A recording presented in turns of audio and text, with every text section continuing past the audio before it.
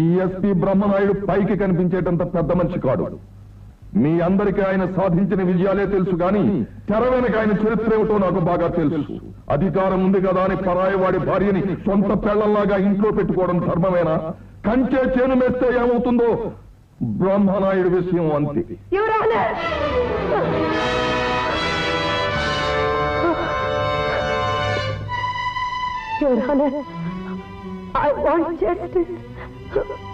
నాకు న్యాయం కావాలి. ఎవరమ్మా నువ్వు? అపరిందలు పడ్డ గీతను ఒక దేవుడి గుడిలో పవిత్రంగా బ్రతుకుతున్న నన్ను నేటిపసారిలో నవ్వుల పాలు చేయాలనుకున్న ఒక దుర్మార్గుడి నుంచి ఆ దుర్మార్గుడిని సమర్థిస్తున్న ఈ పెద్ద మనిషి నుంచి నాకు న్యాయం కావాలి. ఎవరన్నా ఒక నీచుడు నన్ను అమ్మకానికి పెడితే నన్ను ఆదుకుని ఆశ్రయం ఇచ్చిన ఆ దేవుణ్ణి దోషిగా బోన్లో నిలబెడితే ఆవేదన తట్టుకోలేక న్యాయం కోరి మీ ముందు నిలబడ్డాను. ఎవరాను చూడమ్మా, ఏమైనా చెప్పదలుచుకుంటే సాక్షి బోన్లోకి వచ్చి చెప్పు.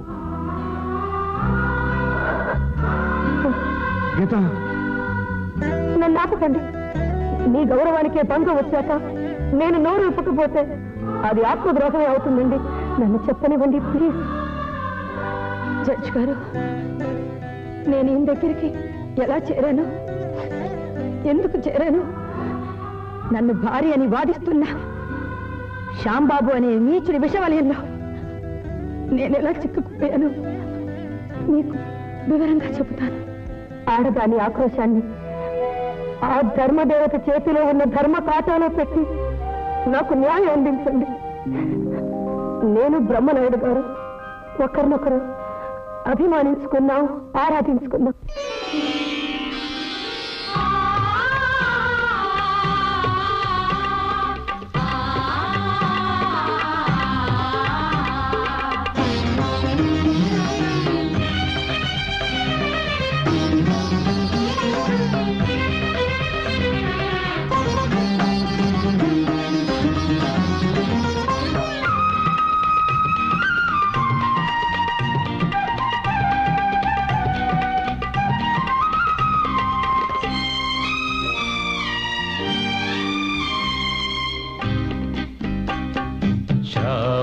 సంధ్యారాగం నా జీవన వీణాగానం. శ్రావణ సంధ్యారాగం నా జీవన వీణాగానం. సరసాల సరిగమలెన్నో విసిరింది నీలో అందం. పరువాల ఘుమ ఘుమలన్నీ ఇకపైన నాకే సొంతం. శ్రావణ సంధ్యారాగం నా జీవన వీణాగానం.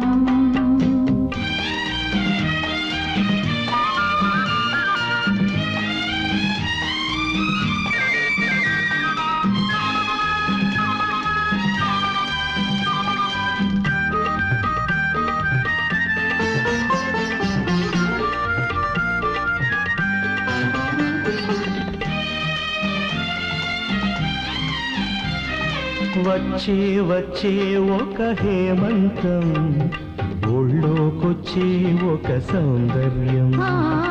నాలో పొంగి ఒక అనురాగం, తొలి కౌగిళ్లలో చలి సంగీతం.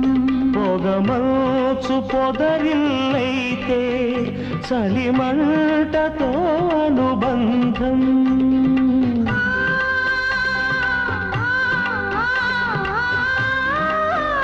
పొగమంచు పొదరిల్లైతే చలిమంటతో అనుబంధం. హరివిల్లు ఇలకే వస్తే అది నీకు నా ప్రియహారం. శ్రావణ సంధ్యారాగం నా జీవన వీణాగానం. శ్రావణ సంధ్యారాగం నా జీవన వీణాగానం.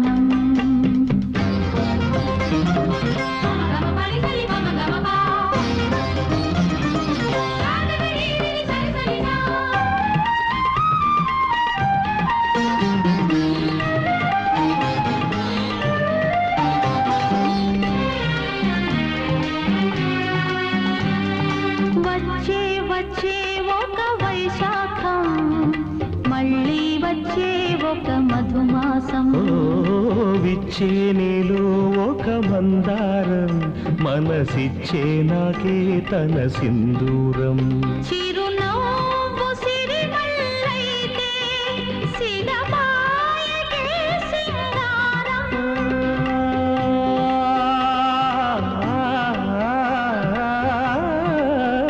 చిరునవ్వు సిరిమల్లైతే సినమాయకే సింగారం తిలకాల జలకాలాడే మన బంధమే సంసారం శ్రావణ సంధ్యారాగం నా జీవన వీణాగానం సరసాల సరిగమలెన్నో విసిరింది నీలో అందం పరువాల ఘుమఘుమలన్నీ ఇకపైన నాకే సొంతం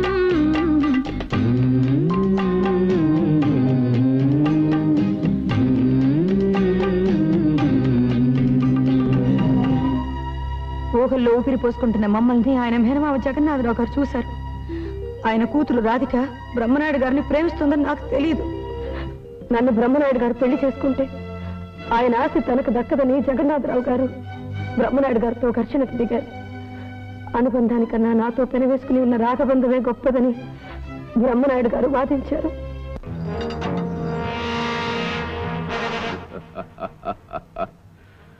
ఏమిటి ఆ పిల్ల నీ అల్లుడు జీవితం నుంచి తప్పుకోవాలి అంతేగా? ఇదిగో డబ్బు. ఆ పిల్లని మర్డర్ చేసినా సరే.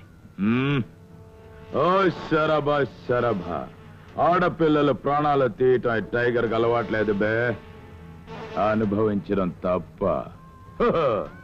ఇప్పుడు నాకు 11 మంది రాణులున్నారు. ఐసింగారంగా వేషాలు మార్చండి, 12వ రాణిని తీసుకురండి. శ్యాంబాబు, నీ ప్రావీణ్యాన్ని ప్రదర్శించు. ఆ పిల్లని తీసుకొచ్చి నాకు అప్పగించు. ఓకే. ఏమిటి మీరు అనేది? అవునమ్మా, ఆయన మామగారితో గొడవ పడ్డారు. మిమ్మల్ని గుళ్ళో పెళ్లి చేసుకోవడానికి అన్ని ఏర్పాట్లు పూర్తి చేసుకుని మిమ్మల్ని తీసుకురమ్మని నన్ను పంపారు. రండమ్మా, ఆలోచించొద్దు, రండి. అలా నన్ను మోసం చేసి తీసుకువెళ్ళారు. శ్యాంబాబు నన్ను సమ్మోహనపరిచి నా మెడలో తాళి కట్టి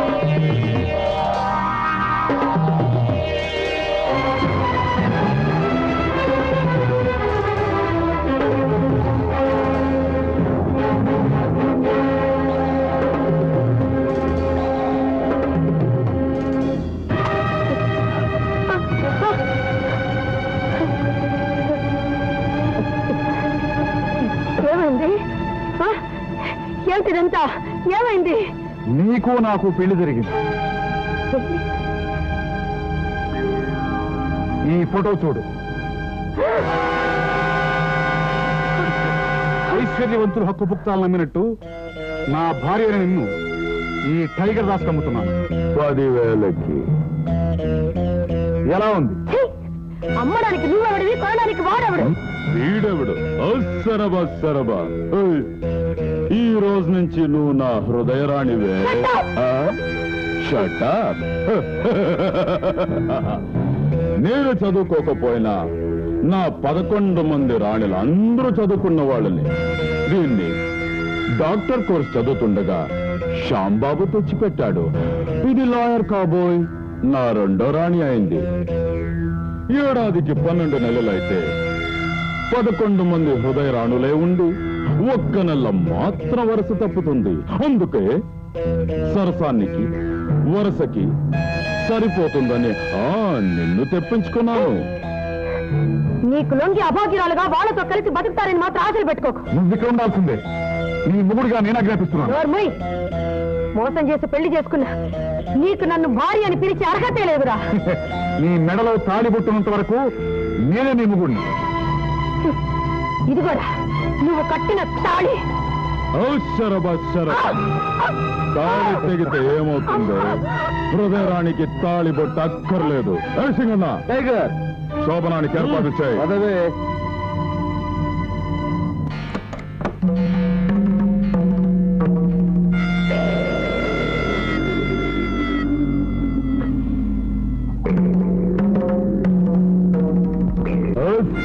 తెరబా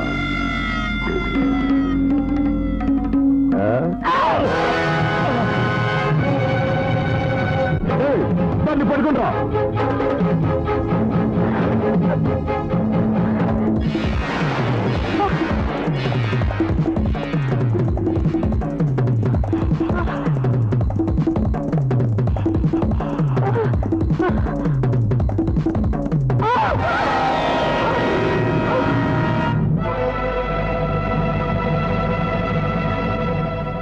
నేను శ్యాంబాబుని పెళ్లి చేసుకున్నానని బ్రహ్మనాయుడు గారిని నమ్మించి రాధికతో పెళ్లి కొప్పించారు.